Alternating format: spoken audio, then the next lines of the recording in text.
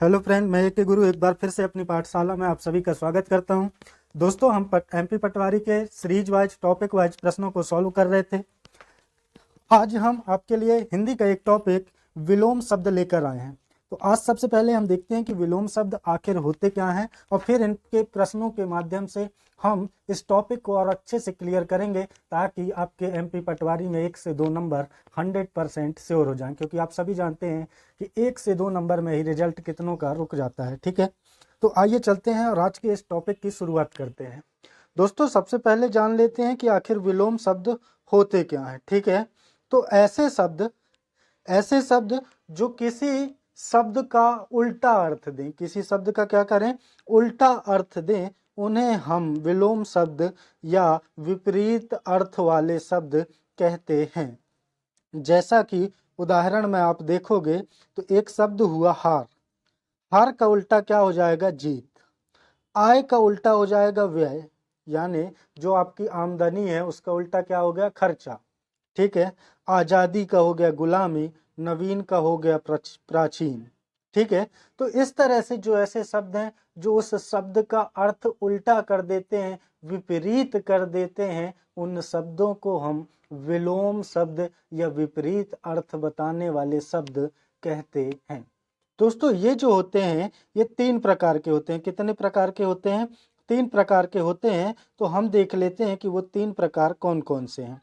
तो सबसे पहले है दोस्तों स्वतंत्र विपरीत अर्थ वाले शब्द, यानी स्वतंत्र विलोम शब्द। ऐसे शब्द जो 2 शब्द अलग अलग ही हैं, दोनों शब्द क्या हैं? अलग अलग ही हैं, लेकिन एक का उल्टा होता है दूसरा। जैसे यहाँ देखेंगे, गुड़ एक अलग शब्द है और दोष एक अलग शब्द है, लेकिन गुड़ और दोष जब आप साथ में बोलते हैं तो ये क्या हो गए? अपोजिट शब्द हो गए, विलोम शब्द हो गए। ठीक है, जन्म का क्या हुआ? मृत्यु। यानी इनकी अलग से अपनी पहचान तो है, लेकिन ये जब एक दूसरे के साथ में यूज होते हैं तो विलोम अर्थ यानी विपरीत अर्थ देते हैं। ठीक है, असली, नकली, आज, कल, छोटा, बड़ा। तो इस तरह के शब्द कैसे होते हैं? स्वतंत्र विपरीत अर्थ बताने वाले शब्द होते हैं। ठीक है, दूसरा प्रकार क्या है कि उपसर्गों के योग से बनने वाले विपरीत अर्थ शब्द। ठीक है, उपसर्गों के योग से, यानी देखिए, अगर कोई शब्द है उपयोग, कैसा शब्द है? उपयोग, उसमें अनुपसर्ग लगा दें आप तो क्या हो गया? अनुपयोग। फिर आप यूज करें आगत, उसमें अनुपसर्ग लगा दें तो हो जाएगा अनागत। दोनों क्या हो गए? एक दूसरे के विलोम हो गए। तो अगर आप ऐसे शब्द बनाते हैं जिनमें कोई ना कोई उपसर्ग लगता है और उसका अर्थ हो जाता है उल्टा, तो ऐसे जो विलोम शब्द हैं वो क्या कहलाते हैं? कि वो उपसर्गों के योग से बने हैं। किससे बने हैं? उपसर्गों के योग से बने हैं। ठीक है, फिर है उपसर्गों के परिवर्तन से बनने वाले शब्द। उपसर्गों के परिवर्तन से बनने वाले शब्द, यानी कुछ ऐसे शब्द दोस्तों जो कि उनमें खुद ही क्या लगा हुआ है? उपसर्ग लगा हुआ है, और उस उपसर्ग में आप कुछ न कुछ परिवर्तन कर देते हैं तो उसका अर्थ बदल जाता है, अर्थ उसका उल्टा हो जाता है, तो उन्हें हम कहते हैं उपसर्गों के परिवर्तन से बनने वाले शब्द। ठीक है, फिर एक प्रकार होता है लिंग परिवर्तन के आधार पर। लिंग परिवर्तन के आधार पर, जैसे महिला पुरुष, गाय बैल, ठीक है, हाथी हथनी, ये क्या हो गए? लिंग परिवर्तन। लिंग परिवर्तन हुआ तो एक शब्द बन गया दूसरे शब्द का उल्टा। एक शब्द बन गया क्या? दूसरे शब्द का उल्टा। तो इस तरह से जो शब्द होते हैं, माता पिता, ठीक है, पुत्र पुत्री, तो ये सारे शब्द कैसे होते हैं दोस्तों? लिंग परिवर्तन के आधार पर बने हुए विपरीत शब्द। तो दोस्तों, अगर वीडियो पसंद आ रही तो चैनल को सब्सक्राइब कर लें और बेल आइकन को प्रेस कर लें, ताकि आपको जब भी वीडियो पोस्ट हो तो आपको नोटिफिकेशन मिल जाए। ठीक है, आगे चलते हैं, प्रश्नों के माध्यम से इस टॉपिक को और क्लियर करते हैं। तो पहला ही प्रश्न है दोस्तों, रिक्त स्थान में उपर्युक्त विलोम शब्द की पूर्ति करें। संपन्न व्यक्ति खाली स्थान की व्यथा नहीं जान सकता, तो संपन्न व्यक्ति दोस्तों विपन्न व्यक्ति की व्यथा को नहीं जान सकता। ठीक है, पीर पराई कोनो नहीं जाने, ठीक है ना, पीर पराई कोनो नहीं जाने। तो जो संपन्न है वो जो निष्पन्न व्यक्ति या विपन्न व्यक्ति है, विपन्न व्यक्ति, ठीक है ना, कैसा व्यक्ति, विपन्न व्यक्ति। निष्पन्न का मतलब भी वही हुआ, लेकिन इसके लिए एग्जैक्ट वर्ड जो हम यूज करेंगे वो होगा क्या, विपन्न, ठीक है ना। निष्पन्न भी विलोम ही होता है लेकिन एग्जैक्ट नहीं है, ठीक है। संपन्न का क्या होगा, विपन्न होगा, ठीक है। आगे देखते हैं अगला।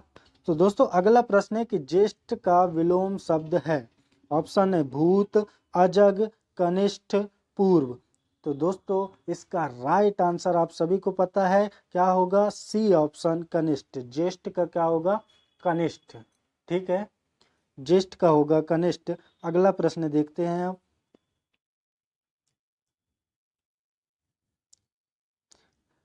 उर्वर का विलोम शब्द है। ऑप्शन है ऊसर, अतिवृष्टि, उत्कृष्ट और उत्तमर्ण। तो दोस्तों इसका राइट आंसर, एकदम राइट आंसर होगा ऊसर। दोस्तों इस टॉपिक को बहुत ही अच्छे से आप सभी को क्लियर करना है, क्योंकि इससे 1 नंबर एमपी पटवारी में मिलना ही है। पहला अगला क्वेश्चन है, गरिमा का विलोम शब्द है। गरिमा का विलोम शब्द, ऑप्शन है लघिमा, अंधकार, घृणा, नीचता। तो इसका राइट आंसर होगा लघिमा। क्या होगा, लघिमा। आलोक का अंधकार होता है, आलोक का क्या होता है, अंधकार होता है, ठीक है दोस्तों। आगे देखते हैं अगला प्रश्न। अंत तक बने रहें ताकि आपको ये पूरा टॉपिक अच्छे से क्लियर हो जाए। प्रश्न है, रेखांकित छपे शब्द के लिए उपयुक्त विलोम शब्द का चयन करो, वह अपने विषय का पूर्ण अभिज्ञ है। वर्ड क्या है, अभिज्ञ है, और इसका हमको विलोम शब्द देखना था, तो वो क्या हुआ, अनभिज्ञ हुआ। वो क्या हुआ, अनभिज्ञ हुआ, अभिज्ञ का अनभिज्ञ, ठीक है। सर्वज्ञ का अल्पज्ञ, ये दोनों एक दूसरे के अपोजिट हैं, ठीक है दोस्तों।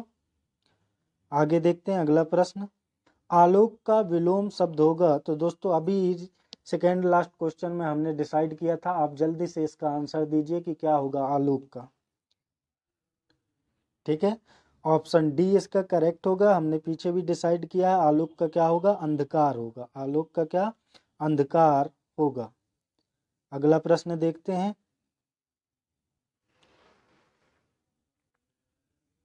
अगला प्रश्न है कि अवनी का विलोम शब्द होगा।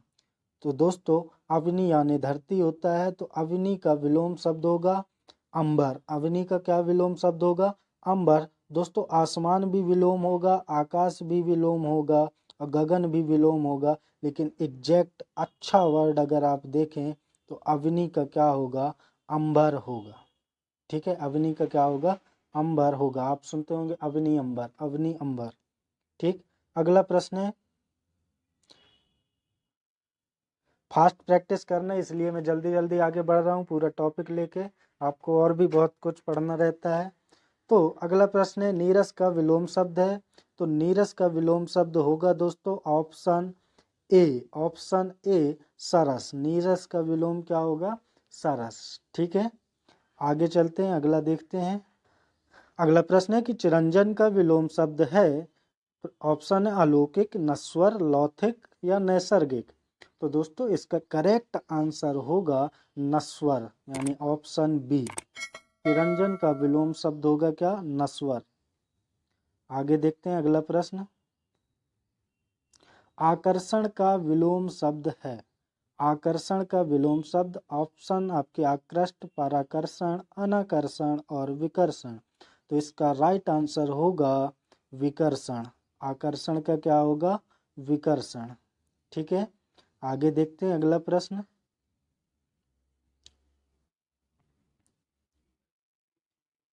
धनवान का विलोम शब्द है।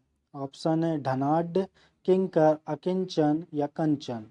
तो दोस्तों इस प्रश्न का बिल्कुल सही उत्तर होगा अकिंचन। क्या होगा, अकिंचन इसका राइट आंसर होगा।